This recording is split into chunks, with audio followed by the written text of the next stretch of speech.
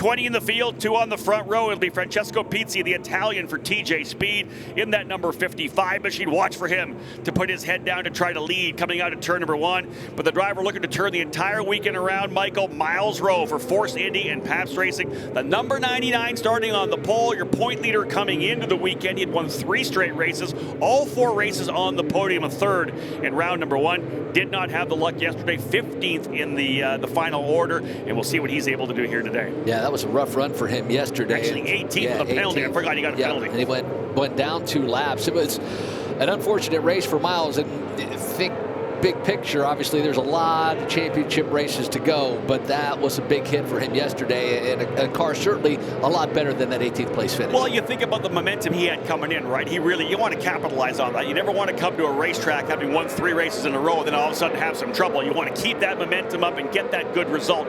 So to have a bad one, it really kind of is a glimmer of hope for everybody else in the field. And Rob, let's point this out again for our fans that are watching here on the grounds. The last race was 15 laps. This is 25. Yeah. Those extra 10 laps, what does that mean for these drivers? Well, number 1, first and foremost, you think about the fact that you're going to see some tire wear. Obviously, they're going to go through these Coopers a little more horsepower, more weight, as we had said as well. So they're going to use those tires. There's going to be some tire management, and also, and Michael, we talked about this before, it gives these drivers maybe a little more time, a little more patience to be able to work their way forward. It's not so urgent to get to the front if you start at the tail of the field. A driver in from the back, like a Joel Granforce, can work his way forward slowly. If he's got the race car, he's going to be able to get there. If he gets a yellow Greg opportunity to potentially press that reset button and try to find his way back to the podium. I can tell you one thing, I guarantee you this one thing, we will not see rain in this race today. Sun is actually out, and beautiful morning here at the Indianapolis Motor Speedway.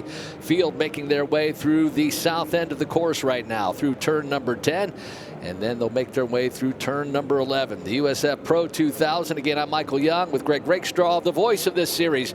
Rob Howden joins us in the public address booth, expecting fireworks down in turn number 1. Again, the USF Pro 2000. Looking forward to this start. Yeah, I would say that the 2 drivers on the front row, maybe 2 of the most aggressive we have in this series. So, Miles Rowe is always going to go for the gap.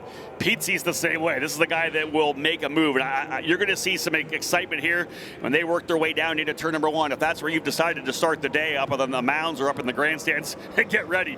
This is going to be a good one. They'll come out of turn number 13. We'll line them up onto the front straightaway, and it will be Miles Rowe who will have control as the pole sitter. Fastest lap of the race yesterday, gave him the pole for race number 2.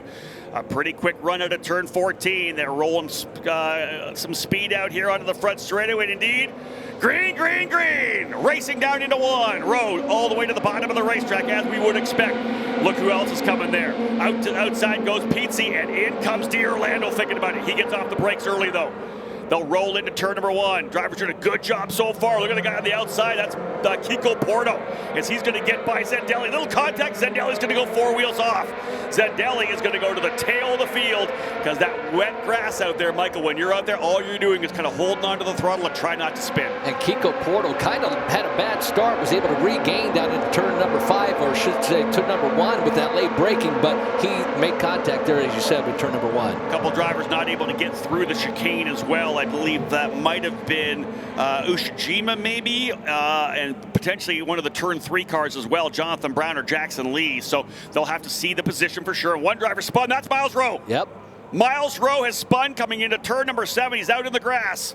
He's got it fired and is going to come back onto the racetrack, so he will be crossed his fingers for a potential yellow sometime through. Pole sitter has trouble going to turn 7 for the first time. This is a weekend that has not gone well for the point leader, Miles Rowe. Made that left-hander into turn number 7 and just had the car snap on him. Ended up in that grass. He will fall to last place in this running order. Still plenty of time to make up some ground, but that was a huge mistake for Miles Rowe.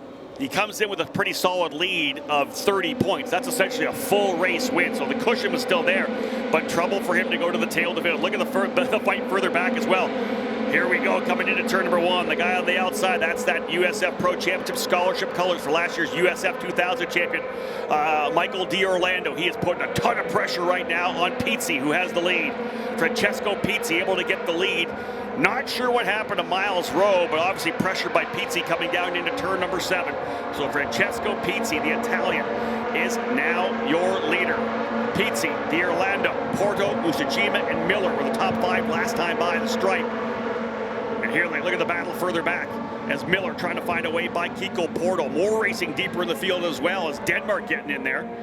We're going to have a replay, folks, of what we saw there. We're not going to get a lot of it, but there's the replay. Driver off the racetrack. It just looked like he missed the turn. I would have liked to have seen him come in. It's almost like he hit that apex right there. I think the rights just might have went off track, and he had to take the whole car off track. Yeah, let's see that replay again if we get a chance. We'll come back to action. I want to see that replay, that run down into turn number 7. We'll get a better look at it. Let's have a look at that again if we can. We'll get them to re-rack that. We'll come back at it. Yeah. Well, Pizzi will bring the field down that front straightaway. Michael D'Orlando there. One more time the replay. And watch Miles' right sides. If they maybe get on the grass, and that's where he goes off. It looks like it's a mid-corner correction, though, because once he gets there, it's almost like he's pointing. I don't know if he thought he may have lost the rear end at all. What happened? We do have a full course yellow.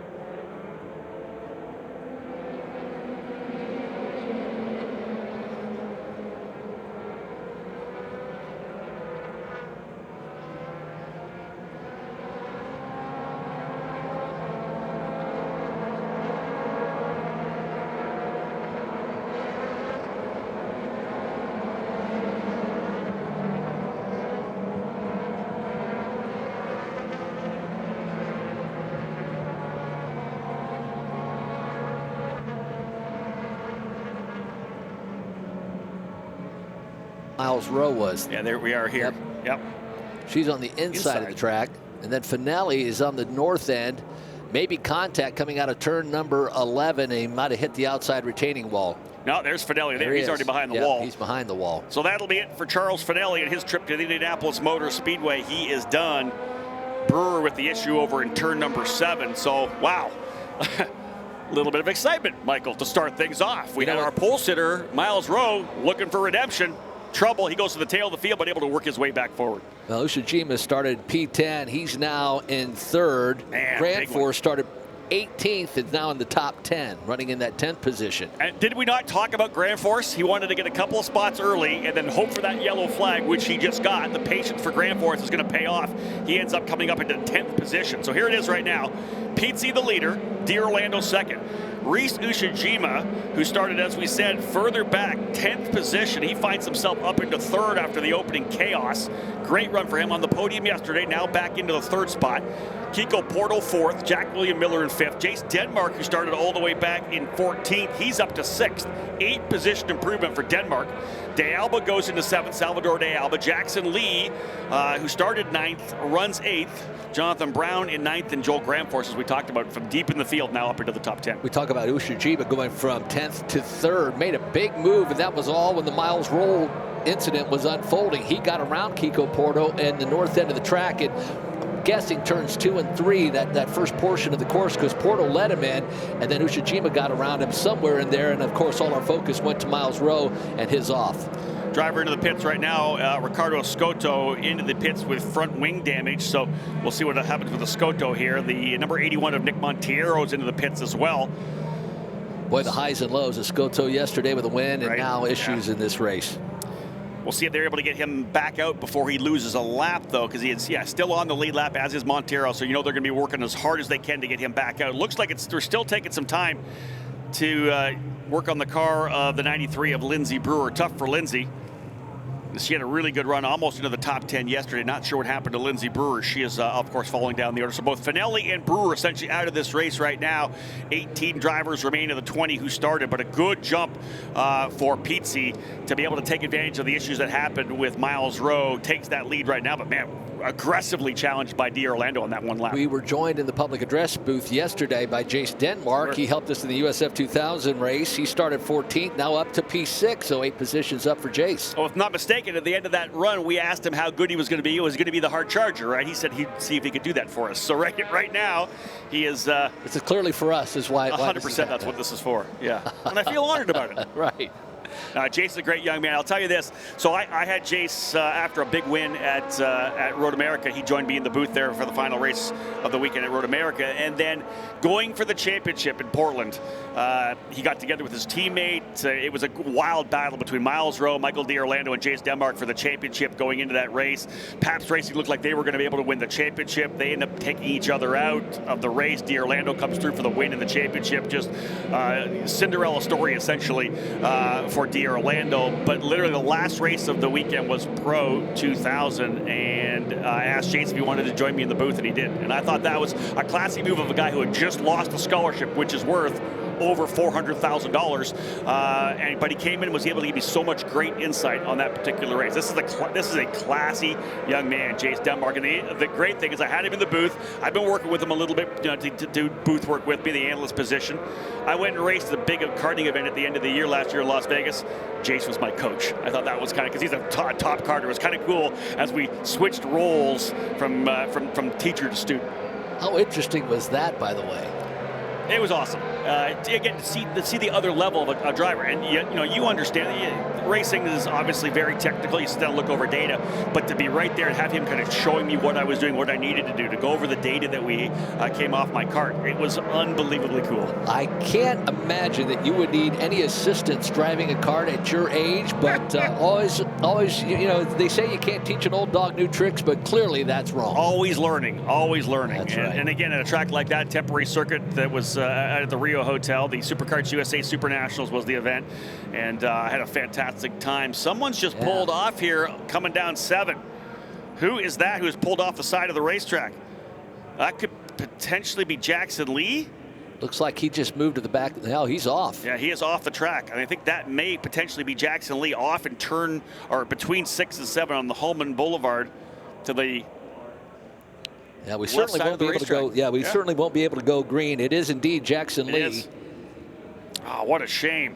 Jackson was having a good run. He showed really impressive speed throughout the last couple of days here at IMS. And he was running 8th at the time during this caution, so started 9th, I believe.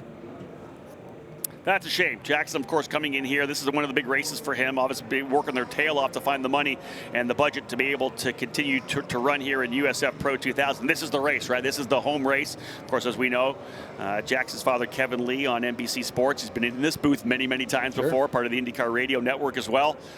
A noted and a highly esteemed journalist and broadcaster. His young son, of course, loving racing like so many did. Grew up at Newcastle Motorsports Park and karting before jumping into F1600 racing and then into the USF 2000 program. Just a good run overall. The takeaway from this weekend for Jackson Lee will just be the speed that he was able to show throughout the weekend. He's been top 10 all week long, so I hate to see it for him. And unfortunately, it's going to take a minute to get the wrecker out there and tow that car in. Indeed. And again, 5 laps into a 25-lapper. Yesterday's race went on time. We do have 50 minutes of a time window, so lots of opportunity to get this one done still. Pizzi is your leader. D'Orlando second. Ushijima up into the 3rd spot. Porto in 4th. Very aggressive on the start for Kiko Porto. And Jack William Miller hanging around there still in the top 5. Jace Denmark, was he said, big move from him from deeper in the field up into 6th. Salvador De Alba, who started 12th, he goes up 5 spots into 7th. Jonathan Brown now will move up into 8th with the departure of Lee. Graham Force goes up into 9th. So Graham Force started 18th. He split the difference, Michael, up into 9th position for Joel Graham Force. Watch for him to be super aggressive in that number 92. And Christian Weir now as well works his way into the top 10. So Weir started in 7th, fell back outside the top 10, but he'll press the reset and slide himself into 10th at the start of this one. And how about Rowe? 15th. He needed that yellow in a huge way. After that off over in turn number 7 put him way back. Had we gone green to checker, it would have been unbelievably damaging. This is very big for him. 30-point lead coming in after winning 3 straight races. So even though he finished 18th yesterday, the cushion he had already developed was enough for him. And indeed turning things around. We'll see what he's able to do now from 15th with this yellow. And fortunately for Miles Rowe, we already have 5 cars out, so that'll allow him to start at the rear of the field in that 15th position. But a huge mistake for points leader Miles Rowe in turn number 7. Had an off, fell to the back of the field. There you see Jackson Lee's car being, looks like it's under power, or has he just got a little momentum from that tow? No, he looks like he's driving it. Yeah. getting word from one of my spotters that potentially there was contact for Lindsey Brewer from the tail, so that might have been a Scotto. You think about him coming in for a wing change. Front wing change, maybe he got into the back of Lindsey Brewer. Scotto did start behind. We are going to go green flag this time by, so it will be the Italian, Francesco Pizzi, for TJ Speed in that white number 55 that will lead them. And again, restarting P1 is so tough here at Indianapolis. It's such a long run down into turn number 1. Watch these drivers get at it. There's a little contact there. Jack William Miller's lost a wing. One driver poked out, and Jack William Miller has lost the front wing. And it'll be somewhere on the front straightaway, so I would not be surprised if we go back to yellow. But here's this battle beforehand. Look at Joel Granforce coming up the inside. Granforce is going to come out in second position. What a restart for Granforce. He goes from 9th to 2nd on the run down into turn number 1. Unbelievable. Jonathan Brown will move to that 3rd position. Almost as if Pizzi got a bad start out of 14, because we had the field spread about 3 wide before they even got out of that turn. Oh, there's contact as well. A couple drivers together coming through. They both tried to go to the outside of the chicane, and we got full course yellow again. And I want to say that might have been a Scotto and Garg, I think, got together coming. They weren't able to get through the chicane. We'll look at that replay a little later.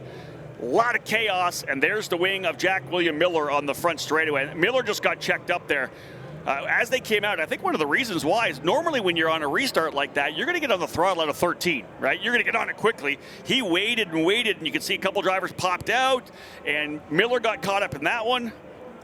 Okay, so here's the restart. Right, so Pizzi has the field in tow, and everybody, oh, who's that flying on the outside? Caught Jack. That was De Alba. So De Alba came from like 8th to the lead. Yeah, they're going to look at that, I think. He got a big jump, unless the green flag was flying, because De Alba just got on the throttle and went around the outside. If the green flag is flying, he's going to take the lead down in here. So that was De Alba and then Granforce. Both those drivers, those exclusive Autosport drivers, taking full advantage. If indeed the green flag had come out, and then here's the issue here. Watch these drivers further back. Nowhere to go. Scotto's trying to go to the outside. And yeah, indeed, one of the D-Force cars was there as well, and they just made contact coming on the right side of the chicane. Yeah, he hit that chicane. He got the curbing and got in the air, and he had no control of that car. Yeah, that restart has to be under review. It's just very interesting. Pizzi coming out of turn number 14 so slow, and that gave Salvador De Alba, I don't know if you call it an opportunity. He was back 8th or 9th, but he just came flying around the outside, and that, I think, caught Jack Miller off because he had no idea that was happening. Love to see that replay of that restart again. Yeah, if we can get that replay, let's watch that again. Come into that corner. And again, it comes down to if the green flag was flying and the spotter's saying green, green, green, watch way back in the field here, folks. They'll come out. Pizzi's super slow, not on the throttle yet. Way to the outside comes... So De Alba was 7th. Jack Miller then went to swing out and caught the right rear of De Alba. So De Alba either jumped that or saw the green flag and beat everybody else to the green flag. And then, of course, Granforce had a great run there as well. So, wow. Okay, let's step back and take a breath. Because De Alba is your leader on the racetrack. Granforce is in 2nd. Jonathan Brown goes up into 3rd. Christian Weir, who is 10th, goes to 4th. Jace Denmark in 5th. The Orlando 6th. And there they are going to work right now. Joey Vallone going to work on that number 40 machine, trying to get that new front wing on there for Jack William Miller. And again, Miller was trying to do the same thing. He was trying to jump. Nowhere to go. Missig, 7th. Who's in 8th? Oh, Miles Rowe. Miles Rowe jumped from 15th to 8th on that restart. So, yeah, again, that was really just a chain reaction of everything that was happening there with the fact that Pizzi was so slow coming onto the restart. Normally, he would punch off, but if the green flag had flown, everybody's going. Because trust me, when you're coming out of that corner, you're looking for the flag and you're listening for your spotter. Wow. So De Alba, Granforce, Brown, Weir, and Denmark. That's the top 5. De Orlando, who was 2nd, goes all the way back into 6th.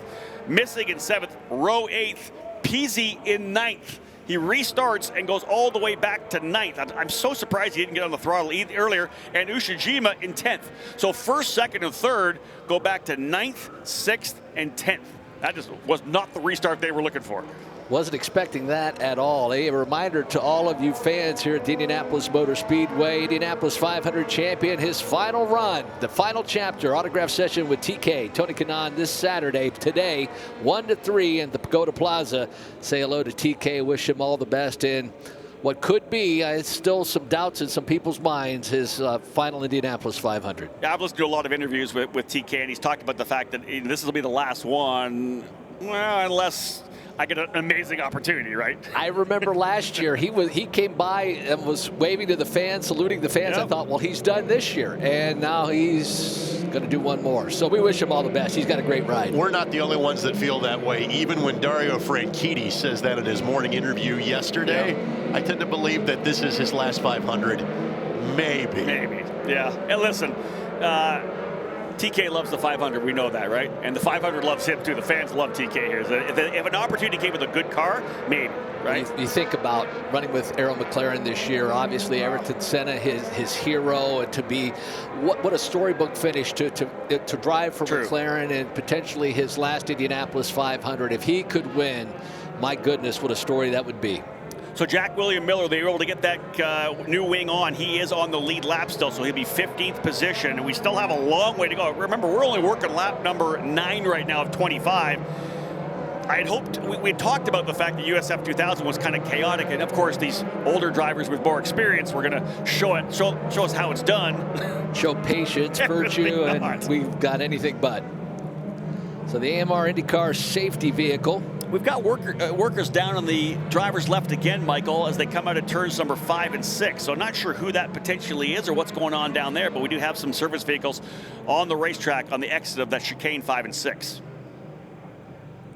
Unless they're still cleaning up that incident and those cars finally came to a rest there at the exit of turn number 6. I will say the start is indeed under review. So the race directors will have a look at that and find out whether or not there was a jump potentially for some of the drivers. How many guys potentially jumped. As Pete C, we talked about, just did not accelerate. But again, it's normally his opportunity to get out on the throttle first coming into the restart zone. So we had Pete C in the lead. Ushijima was running 3rd. Kiko Porto was 4th. Ushijima falls to 10th. Porto 12th. Unbelievable. And PT, as you said, is 9th. So we had our top 3-4 drivers fall all the way back to the field. D'Orlando's the worst damage at 6th, but he was 2nd. Right. Good point. So De Alba either brilliant stroke and got the call that the green flag came out, or was just jumping, trying to get an advantage there, because he obviously rolled around the outside of everybody. Well, one would think with the field in tow, Pete just had a bad start. For everybody to just jump him like that and get to the middle portion of the field. Let's watch it again. So there you see Pizzi, and it just looks like he's slow, and he just bottlenecks everybody up, and he's still not into the throttle, so everybody starts to peel off. And right now, he finally gets into the throttle coming down that front straightaway. So he was already about 300 yards out of turn number 14 before he really got into the gas. Indeed. So we'll see how this all plays out. Christian Weir, another driver, got a great jump on that one as well. He started 11th, worked his way up to P4, so Christian Weir taking advantage of it as well. But again, it's all going to be whether or not the green flag came out or not. Well, let's put it this way. The rest of the field thought the green flag should have been out. It might not Everybody have been. but Pizzi. Correct. Wow. Yeah, that's, again, a surprising turn of events here on this restart, and I'm sure race control having a look at all the cameras that they have available for them to find out whether or not the green flag indeed did fly. And again, on the radio, if it indeed was a radio call, if you're a spotter, all you're looking at is the green flag. The minute the green flag comes out, you're on the radio telling your driver it's green. And so if indeed that's what happened, that's the call that De Alba got. He got on the throttle like so many other drivers did. Weir was coming up the inside. Miller was obviously on the throttle as well. That's how he got into the back of him. So, well, Brian Howard in the flag stand, we could potentially look at Brian and say, hey, did you have the green flag out or not? And we get a quick answer. You got a cell phone number? Give him a call. We'll give him a call. Let's find out. We'll get an answer quickly. Yeah. So the field making their way through turn number 7 now, still sorting out that restart, and then a collision coming out of turns 5 and 6 in the switchback. They haven't reset anything. It's still De Alba out front, so it leads me to believe that potentially the green flag did come out and Pizzi just did not go, and we'll see what happens if the pace car ducks on off and we're getting ready to go racing once again. De Alba and Grand Force 1-2. They started back in 12th and 18th respectively, so it's gone their way thus far. De Alba, Grand Force, Brown, Weir, and Denmark, top 5. So we have extremely fast cars now in the middle of the field, and D'Alba will bring them down. Pace car peels off, and the field starts to make their way through that left-hander of turn number 13. If I'm D'Alba, I'm getting on the throttle now. God, exactly. Let's not do this again. Gone. Indeed he is. He's on the throttle already. Watch him roll out onto the straightaway indeed. On the throttle quickly. Grand Force right there, his teammate. Big run down the straightaway. Here comes the 32 of Weir to try to get to the inside as well. Jonathan Brown. Here goes to the outside. Look at this run here for Denmark.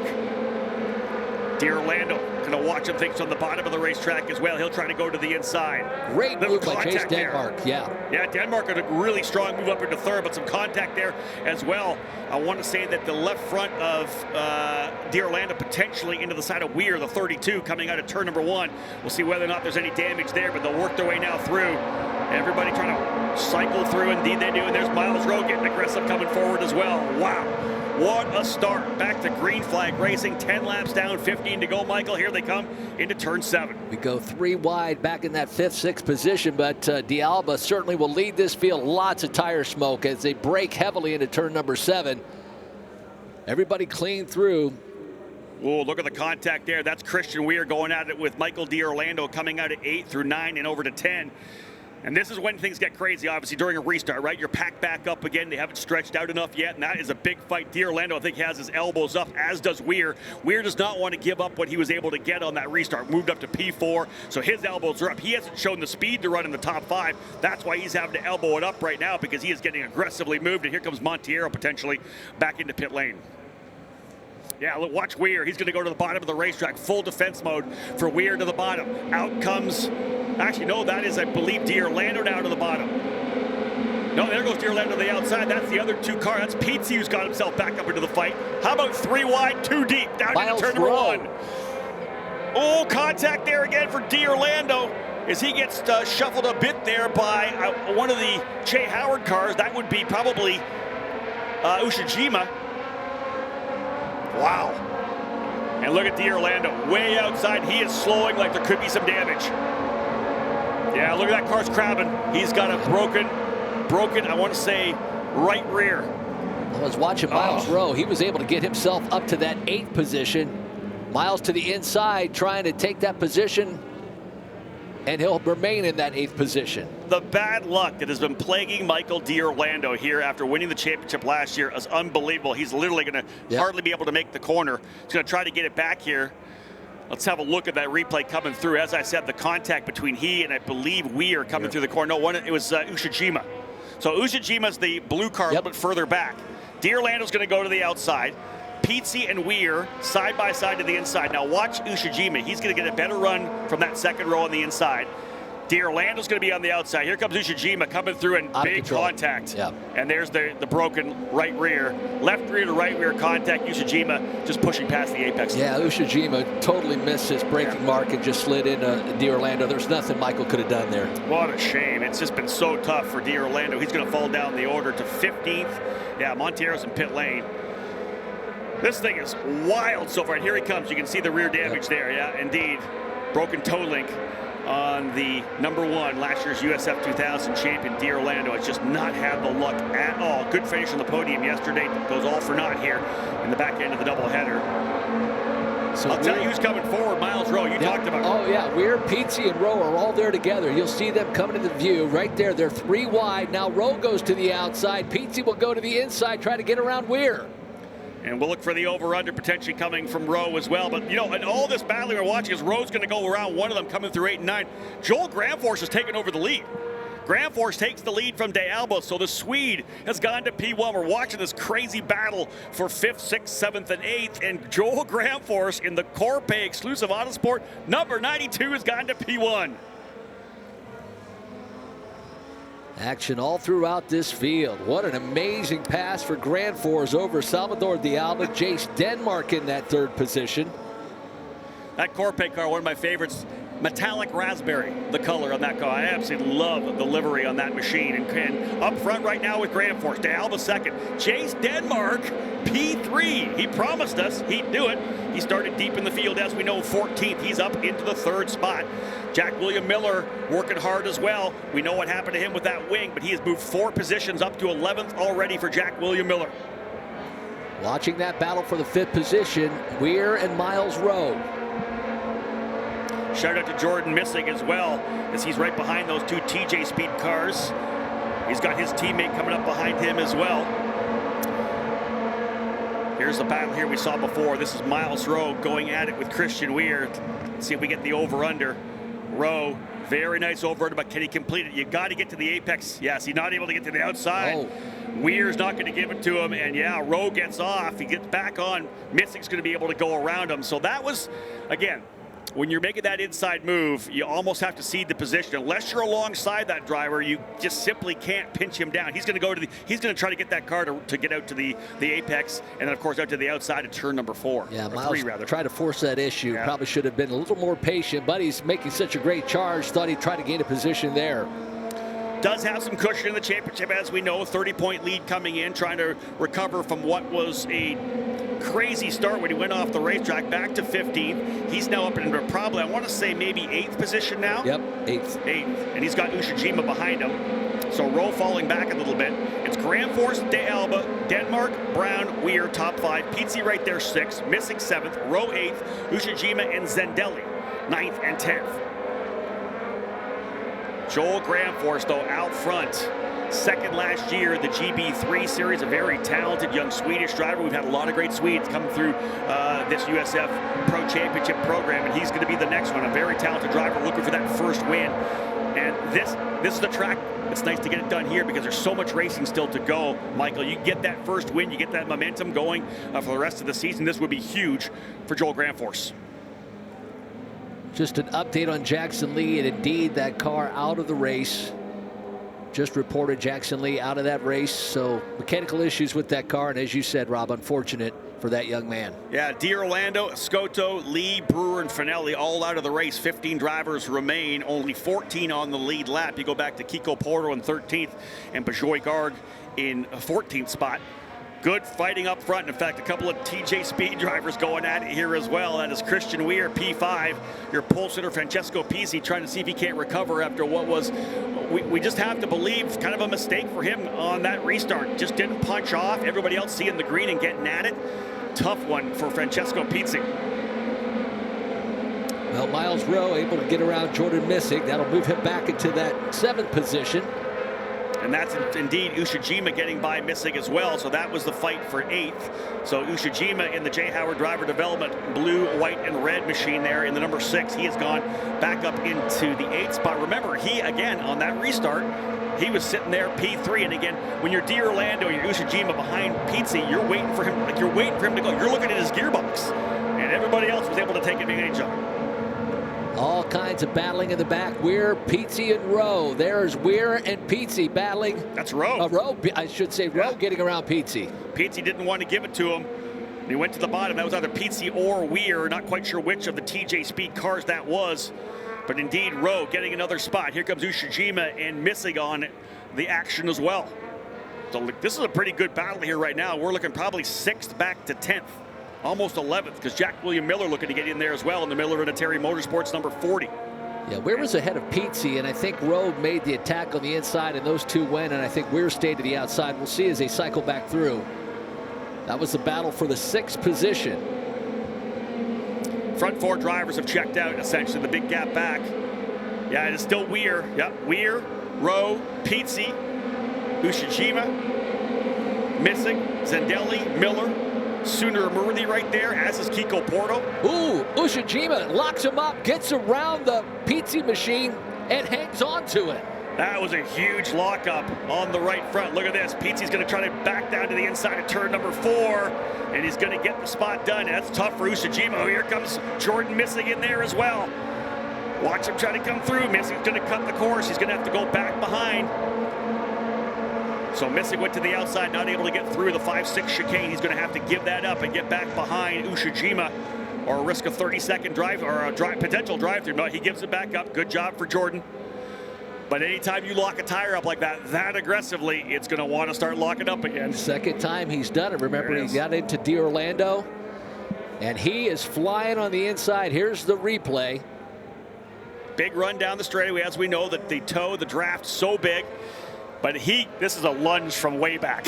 wait till he pops out. Pops out at the 300-foot marker and locks him up. That's a huge lockup, too. He dragged that tire for 100 or so yards. That is, yeah, he's going to be struggling with that for the rest of this race, and we still have a long way to go. 8 laps remaining, Michael. So did not get the spot, as we know. Is Pete able to go back down the inside? Look at him drag that brake into there. Whew.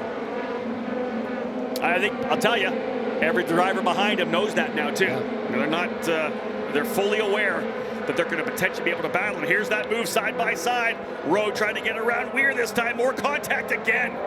Rowe's not going to like that. Yeah, forces the issue. Little jink at the apex of turn number 3 to get that done. And look at these drivers. That's Miller battling it out as well. Porto's in there. This is getting hectic at the end of this one. I think that was the same position that Miles Rowe tried to force the issue last time. Wasn't able to get alongside Weir. That time he was able to, and he really made sure, hey, I'm alongside you. I'm going to get this position. That's exactly what that was. He was able to go just a little bit deeper. He was a little farther forward in turn number 2, and even with some more contact, he was able to hold on to it. I think trouble again for Jack William Miller. Not sure what happened to him, but he has fallen deeper in the field. Being told that Michael D'Orlando back on the racetrack. They were able to get the right rear of that machine repaired. He got him back out, which is a good idea because we've got a bunch of drivers who are falling back. So potential for D'Orlando to scrap a couple more points. Monteiro back in here in the number 81 machine. And there is some kind of an issue, as we said, for the 40 of Jack William Miller. He has fallen off the tail of the field. Potential contact maybe for Jack William. We'll have a look when he comes back through. But right now, Graham Force is having a tremendous run. 1.7 up on De Alba. Jace Denmark currently on the podium in 3rd. Jonathan Brown 4th. Rowe from 1st to 18th to 5th right now for Miles Rowe. This has been a tremendous recovery. Well, car 32, Christian Weir, was warned for blocking potentially that battle between he and Miles Rowe. He's got Pete on the move now right behind him, but he has been warned for blocking. And guess who has the fastest lap right now? Miles Rowe. That thing is flying. The Force Indy Pabst racing machine. Point leader coming into the weekend. Indeed, Nicholas Monteiro, the Neotech number 81, back into pit lane again. They've been struggling with some issues on that 81 throughout the week. Brand new team in the series, and there you go. Coming down pit lane. Left rear failure of the tire from likely contact. That tire debeaded itself. I'm going to assume, they'll bring him in, get the quick jack out, try to get another tire on and get him back out on track. I would imagine that happened when we were watching that battle with Miles Rowe and Weir. We saw that quickly happening. They were 2-3 wide behind them, and that's potentially where Jack cut that tire down. Tough weekend in the home race for Jack William Miller. Of course, led it for a time yesterday, ended up coming home P5. Had some speed here today as well, but goes all for naught as he ends up, he'll fall down. He's in 14th right now with the danger of potentially going back to 15th or 16th, but they'll get him back out onto the racetrack. Let's go back to the front. We haven't talked about Joel Grandforce. A commanding lead over Salvador De Alba. How about that? After getting around De Alba, after De Alba had that great restart, Grandforce has taken command of this race. Yeah, and Grandforce, as we said, he had a great start as well. He was the driver who went up into turn 1 on the inside and actually went to 2nd after De Alba had gone to the lead. Grandforce kind of taking control, as you had said, turning good lap times, 1:22.9s. Not many drivers in the 1:22.9s. In fact, Grandforce just turned the fastest lap. So Grandforce now the fastest driver on the race. Like only he and Rowe below the 1:23 mark. So not only is he out front, he's out front on merit. The pace is there for Joel Grandforce, the Swedish driver, looking to get his first win. Interesting, you kind of go back to it because I kind of compare Joel Grandforce to a Louis Foster last year. Both drivers had great success in the GB3 series over in Europe, formerly British F3, GB3. Joel finished 2nd in the last year. When Louis Foster came over here last year and ultimately winning a championship with Exclusive with John Hayes as the engineer, it took Louis a couple of races to get a feel for the Cooper tires. He said he just needed to get a feel for how to maximize them in qualifying and how to really run them over a race distance. Louis Foster had some good runs at St. Petersburg and Barber, but it was here that he got his first win in race number 3. Joel Grandforce following suit.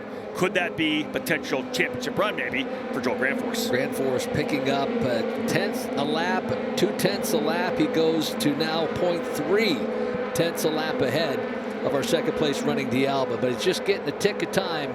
And as you had said, the quickest thus far as you see him working through that switchback thus far.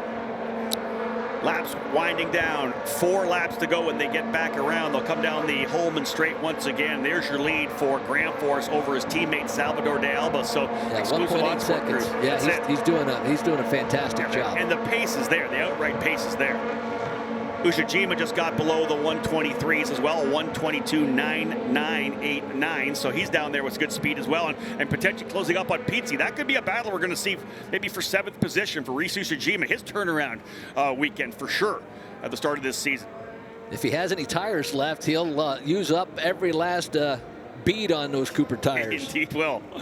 So Weir, Pizzi, Ushijima, they're all running together. That's the battle for 6th, 7th, and 8th. Other than that, the rest of the field has pretty much checked out. No real battles. Grandforce makes his way out of 14. Then D'Alba about 2 seconds behind him now. That's one to watch right there. The Denmark Brown. Brown was quicker by about 0.3 of a second last time by, and the gap between 3rd and 4th is down to 0.7 of a second. Both drivers turning 123.2s at last time, so Denmark being told, I'm sure, watch out, Jonathan Brown is coming. Let's get on the throttle, please.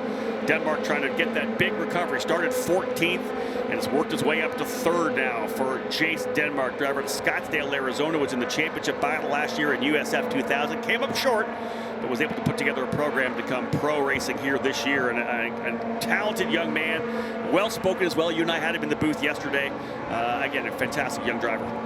I am well impressed with Ushijima's maintenance of those tires and care he's taken. I would have figured he would have flat spotted that right front, and he's still quick. And again, that's me. It's showing his ability on that brake pedal, right? Because you really want to do that threshold braking, but once you've locked up a tire and flat spotted it, it always wants to grab that flat spot. So he's obviously being very ginger on the brakes. He's still turning good lap times, down to a 23 flat as well for Rhys Ushijima. This last time by, a couple of tenths quicker than Pizzi. He's got it down to 0.4 of a second. Laps winding down for sure, but there is an opportunity that Ushijima could go battling on Pizzi. We know that he'll lunge from deep if he has to, so we'll watch them come down the front straight and see whether or not he's got anything for Francesco Pizzi. 3 to go. The USF Pro 2000 presented by Cooper Tire, race number 2. Yeah, here they come right here. Well, Miles Rowe lost a little ground. We're starting to pick up, and here we go. Ushijima starting to look to the inside, outside of Pizzi. Pizzi's going to defend at the bottom of the racetrack. He's got to hold that spot. He goes up out wide a little bit. There it is. The fight is on now for 6th, or that would be for 7th and 8th. Indeed, up the road a little bit is Weir in 6th. Indeed, Christian Weir, a rough lap there for Miles Rowe. You brought it up, 24.3, a second off the pace that last lap. Yeah, he had a big advantage over Weir, and it's just all of a sudden Weir's closed it up within about 10 car lengths. That's the battle there for the final position on the podium as well. We know that Jonathan Brown trying to find a way by Denmark. Here goes Ushijima trying to make the move to the outside of Pizzi. Will not be able to make, but they still continue that battle through turn number 9 and 10. Yeah, that one's going to go down to the wire. Pizzi, a little bit of an issue. They are coming through turn number 9. Car got a little bit wild on him coming through. Had a ton of wheel into it. And that's because he's getting pressured, right? When you're getting somebody on you that aggressively, you're going to potentially make a little mistake here and there. Rhys Ushijima is all over him. This is going to be the opportunity now. He's going to get a really good run out of 13. And again, Pizzi defended to the inside last time by. Let's see if Ushijima can hold it this time. As they come on the straightaway, just a quick little note, Michael D'Orlando getting him back on the racetrack, did gain another spot. He's up to 14th now. And here they come up the straightaway right there. Francesco Pizzi goes down low, and Ushijima has advantage on the outside. Will he outbrake him into turn number 1? So hard to outbrake, you know, when you've got what you said with the tires. He's trying to over-under him. Wow. And again, with that huge flat spot that he had, I'm so impressed with what Rhys is doing right now with this car. How about the inside there? No, and look who's coming. This battle right now, Pizzi is, of course, not the fastest driver on the racetrack. And here comes Jordan Missy, Liram Zendelli, Kiko Porto. Wow. They're making Pizzi work for him. There's no doubt about that. If he brings this home in 7th, he has done his job. Look at this. Zendelli looking to the inside. That is missing around the outside. What a pass for Jordan Missy. Can he finish it? I think he does. Jordan Missick around the outside of turn number 7. Wow, what a great pass by Jordan Missick. He'll take that advantage 3 car lengths now through turn number 10. So Reese Usajima goes from battling Pizzi for 7th and now back to 9th position with Zendelli on him. A beautiful move there for Jordan Missick. Can he be the guy now that chases down Francesco Pizzi to potentially take that spot? White flag being shown to Joel Grandforce, lining things up to win his first event here in the USF Pro Championships. Like I said, Louis Foster got his maiden victory last year here in Indianapolis. Well, Joel Grandforce do it as well for Exclusive Autosport. Still racing further back as we know, but it looks like they've gapped a bit here. There's a battle a little bit further back. Yep. That's Kiko Porto, I think, trying to find a way by, Porto trying to find a way by Usajima. Otherwise, this is Joel Grandforce's race. He was able to take advantage of that restart. Came to second into turn 1, was able to get by his teammate Salvador de Alba, and Joel Grandforce with just a couple laps to go through the infield section of this track. 7, 8, 9, and 10. The Swedish pilot looking to put the Corpay car for Exclusive Autosport in victory lane. Look at that gap, Michael. That's exactly what you want as a driver. Give me some cushion, I'll hit my marks, and we're going to go to victory lane. This is a Scandinavian-type weekend. We got a Dane and a Swede on the front row for the IndyCar race, and a Swede potentially bringing it home here at the USF Pro 2000 race number 2. Through the final couple of corners. It's been a rough start for this young driver here in 2023, but things are about to change because the winner in the second race of USF Pro 2000 Indianapolis is Joel Grandforce from Exclusive Autosport. He wins his first race in the program. A tremendous run for the Swedish driver, and Exclusive up on the wall to congratulate a 1-2 finish. Grandforce with the win. De Alba comes home in second.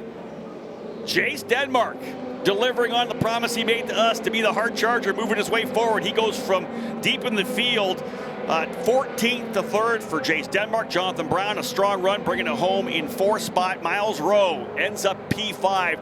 Major damage control for him. Obviously, the issues he had yesterday, finishing 18th, qualifies on pole, goes to the pole position, goes off the racetrack, back to 18th, back to 5th. That's an up and down day. And once he got around Christian Weir, had that slow lap, not quite sure what had happened, but I think Miles just said, hey, let's take these points. The top 5 still good, considering he had the lead and had fallen all the way to the back of the field. You wonder how big the win is. That was Michael Duncalf from Exclusive Autosport, the owner. He and his wife Kimberly Duncalf, the owners of that team, running up the pit lane. They want to get up here to their driver, Joel Grandforce. And Salvador de Alba, 1-2 for Exclusive Autosport. Jace Denmark puts Pabst Racing on the podium as well. Grandforce was last yesterday, had an issue, contact between he and Miles Rowe put him out. So essentially from 18th to P1, Joel Grandforce from the tail of the field up to the win. What an amazing drive. So you talk about that, and we had Jace Denmark P14 to 3rd. De Alba started 12th, finished 2nd, and as you said, Grandforce 18th, comes home victorious. Number of drivers as well able to go in top 10s in both races. Salvador de Alba 6th and 2nd. Jonathan Brown 4th yesterday and 4th today. So a couple of good top 5 for Jonathan Brown. 10th and 7th for Pizzi. 2nd and 9th for Usajima. And Christian Weir, his best weekend so far as well. 8th in round 1, 6th in round number 2. This, though, is the man of the hour right now, Joel Grandforce. In that Exclusive Autosport number 92, we'll bring it in here again. 2nd last year in the GB3 series, a very talented young driver from Sweden, and this will be big for him to get this victory. And listen, we can't talk about it enough how crucial it is for these drivers to get that confidence, get that first win, get the monkey off your back, and he is pumped for sure. And again, there's Michael Duncalf, the owner of Exclusive Autosport, pumped for his young driver. What a wild race. You think about the complexity of it with Miles Rowe falling to the back of the field, that Pizzi restart allowing de Alba and Grandforce to get to the front. Just a crazy race. But after everything settled in, Grandforce clearly the best car out there today. Indeed, he was turning those awesome fast laps. So again, you like to see that, right? It's not like he obviously took advantage of that restart chaos, was able to go to 2nd, then took the lead, but then put the laps down that he knows he could put down. You get out front like that. And again, big celebration for Exclusive Autosport 1-2. Joel Grandforce and Salvador de Alba. What a great run for both of those drivers. Jace Denmark, again, awesome job to get his way up into third. He'll be pleased with that. Jonathan Brown, back-to-back fourth-place finishes. He'll be thrilled there as well. Miles Rowe, recovery to P5. Christian Weir, again, best weekend of the year for Christian Weir as well. Pizzi, Missing, Ushijima, and Zandelli round out the top 10. Kiko Porto, not the day he was looking for. He ends up in 11th ahead of Juven Sunder and Murthy, who has had better luck here at the Indianapolis Motor Speedway. Bajoy Garg, I believe the final driver to complete all the laps. Michael D'Orlando ends up getting up to 14th. Well, listen, folks, what a tremendous run for this driver. Joel Granforth, the winner, and he stands by with Georgia Henneberry. Joel Granforth victorious for the first time in the USF Pro 2000 division. And Joel, you've come close so many times, but to finally do it and to get the win, what does it mean to you? Yeah, I mean, it's great. You know, started P18 after a crash in race 1, which put us back in the back, and was able to do a really good start. I think I gained like 8 positions in the first 2 laps, and then the safety car came out, and on the restart there was a bit of confusion, so I think I went from P10 to P2 just going into turn 1, and then me and Salvador on the last restart, I just managed to do them on the outside. So I mean, it's just been great. You know, the 92 Corporate cars has been great all year. So. And to take a look around, you look behind you, the pagoda's there. This is the front stretch of the Indianapolis Motor Speedway, and you're parked here in Victory Lane. What does that mean to you? Yeah, I mean, it's a dream come true, of course. I never thought in my life I was going to be here, you know, so it's just great, and I can't thank the team enough. That is Joel Granforth. He is your winner for the USF Pro 2000 division. We've got some of our guests from Discount Tire to help us out here as well. Wild race, everything, of course, kind of hinging on that restart. Let's get the driver here coming home in third spot. Finishing third for Pabst Racing, Jace Denmark. And to present Jace with his trophy, one of our guests from Discount Tire, Owen McAfee. Thank you, Owen. Great run there for Jace. A lot of chaos. The guys were talking about it a bit behind the podium. Just a wild restart there. Everybody kind of taken off guard. The guy that got the biggest jump on that was from deeper in the field, went way around the outside, was able to lead him into turn 1. A great run. Second place for Exclusive Autosports, Salvador de Alba. And Tu Cheng has our second place trophy from Discount Tire, too. Thank you so much. Great run for Salvador de Alba, winner here last year, gets second place here today. An Exclusive Autosport 1-2, because the driver who showed the speed even at the end, he was able to get a great start, went down to the wall to come out second at the end of that restart, was able to get by his teammate and showed good speed throughout the entire race. His first win, ladies and gentlemen, here in America, running in the USF Pro 2000 Championship for Exclusive Autosport. The winner, Joel Granforth. I know you had a chance to chat down with George, Joel, but one quick message here on the podium. What does it mean to win here at Indianapolis? Yeah, I mean, it's a dream come true, you know. When I was small, I've always seen this on TV, and to be here on the top step is just amazing. That restart was chaotic, obviously. You ended up going down to the inside. You didn't get the big jump that Salvador did, but you had such a good run and thread the needle. You almost touched the wall on the inside. Do you know how close you were? No, I was close there. You know, I was doubting if I was going to go for it, but you know, I just went for it and it paid off. So congratulations. Thank you. Get up on top of the podium, Joel. What a great run for Joel Granforth as the winner today. Let's bring that trophy in for him as well. Again, one of our guests from Cooper Tires, Lily Chang, will bring the P1 trophy in for Joel. And again, we talk about for these young drivers that you get that first win, the monkey off your back, the floodgates often open, and watch for him to be strong throughout the rest of the year. This championship tightened up. Miles Rowe finishing in the 5th spot, still has a good advantage leading into the Freedom 90 at the Carb Night Classic in a couple of weeks at the Indianapolis Raceway Park. But all 3 of these drivers with momentum now as we head into the middle part of the year. And again, a great run for Joel Granforth. Got a tremendous jump on that restart. Not as good as Salvador, but still a great jump. And was able to then put down the laps he needed to get by Salvador and pull away. Exclusive Autosport 1-2 and Pabst Racing on the podium with Jace Denmark. Way to cap things off for the drivers here in this USF Pro 2000 category. Still one more race coming for the USF 2000 drivers. They're back in the paddock area right now. Repairs being made to the cars, getting themselves ready to go. They'll cap off their triple header right around the noon hour here today. Of course, right ahead of the Indy Next and then the NTT IndyCar Series main event.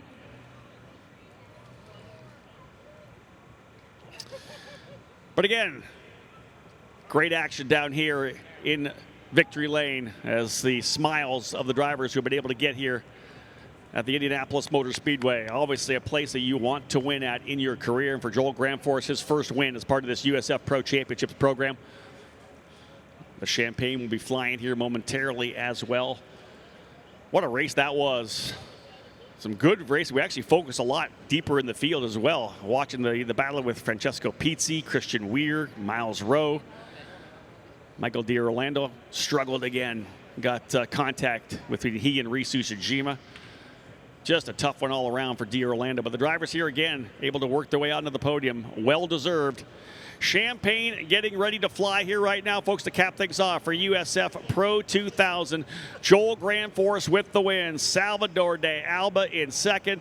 Jace Denmark in third. Guys, grip it and rip it. Let's have some fun here. Champagne time here at the Indianapolis Motor Speedway. Michael Young, another fantastic race. Indeed it was. Congratulations.